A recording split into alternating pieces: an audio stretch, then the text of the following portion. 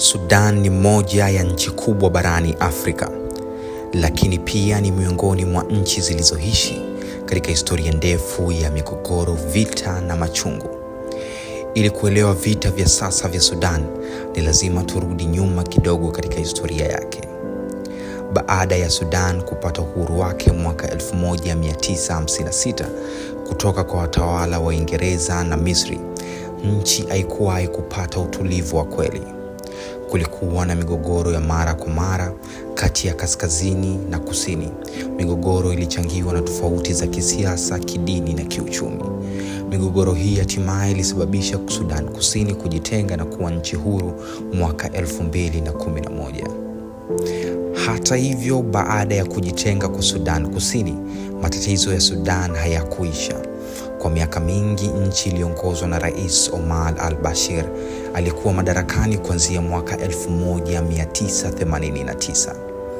Utawala wake ulitawaliwa na ukandamizaji, migogoro ya ndani, vikwazo vya kimataifa na matatizo makubwa ya uchumi.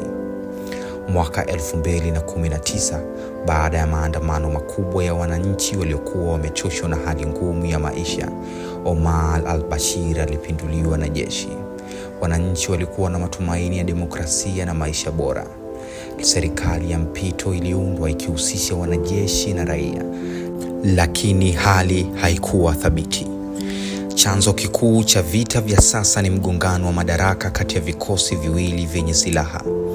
Kundi la kwanza ni jeshi la Sudan, SAF, linaloongozwa na General Abdel Fattah al-Burhan, na kundi la pili ni Rapid Support Forces, linaloongozwa na Mohamed Hamdan Dagalo, maarufu kama Hemeti.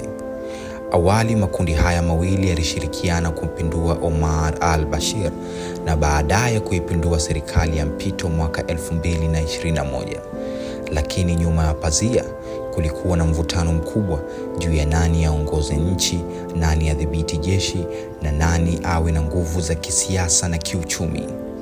Tarehe 15 Aprili 2023, mvutano huo uliogeuka kuwa vita vya wazi. Mapigano makali yalizuka katika mji mkuu Khartoum na kuenea katika miji mingine.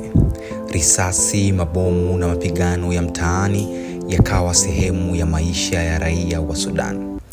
Vita hivi vimesababisha maelfu ya vifo, mamilioni ya watu kukimbia makazi yao na kuanguka kwa huduma muhimu kama hospitali, shule na maji safi.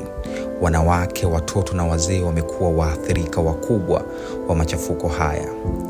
Mpaka sasa vita bado vinaendelea. Juhudi za upatanishi kutoka Umoja wa Afrika, IGAD na jumuiya za kimataifa zimekuwa zikifanyika, lakini amani ya kudumu bado haijapatikana. Kila upande unashikilia msimamo wake, huku raia wakiendelea kuteseka. Kwa kifupi, vita vya Sudan sio tu vita vya bunduki, bali ni vita vya madaraka, tamaa ya uongozi na historia ndefu ya mifumo mibovu ya utawala. Wakati dunia ikiendelea kutazama, wananchi wa Sudan wanaendelea kuishi katika hofu, wakisubiri siku ambayo amani ya kweli itarejea katika ardhi yao.